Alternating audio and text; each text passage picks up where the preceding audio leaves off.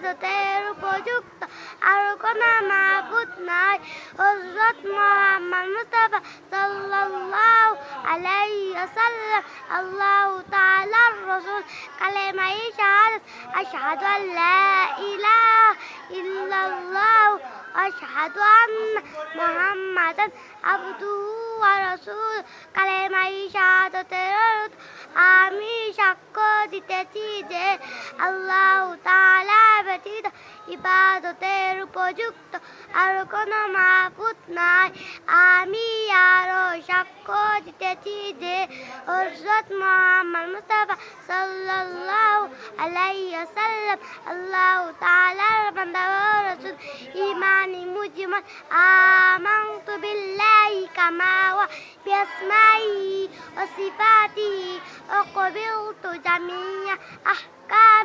ঈমানি মুজমালের অর্থ আমি ঈমান আনলাম সর্ববিধ নাম ও গুণ বিশিষ্ট আল্লাহ তাআলার উপর এবং তার সমস্ত হুকুম মানিয়া লইলাম।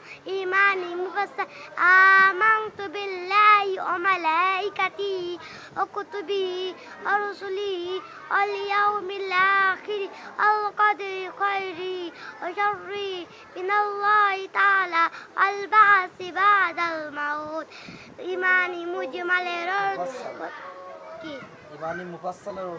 ঈমানি মুফাসসালের অর্থ প্রথমে আমি ঈমান আনলাম আল্লাহ তাআলার উপর, দ্বিতীয়তে ঈমান আনলাম তাঁর ফেরেশতাগণের উপর, তৃতীয়তে ঈমান আনলাম তাঁর কিতাবসমূহের উপর, চতুর্থে ঈমান আনলাম তাঁর রাসূলগণের উপর, পঞ্চমে ঈমান আনলাম কিয়ামতের দিনের উপর, ষষ্ঠতে ঈমান আনলাম ভালো মন্দ তাকদীরের উপর, সপ্তমে ঈমান আনলাম পুনরায় জীবিত হওয়ার উপর।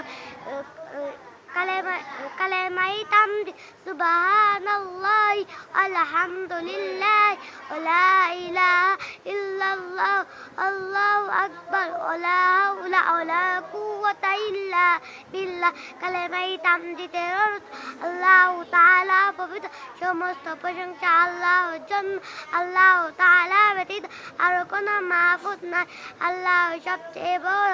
আল্লাহর শক্তি ও সাহায্য ব্যতীত অন্য কারো দুঃখ নিবারণ করিবার কোন শক্তি নাই।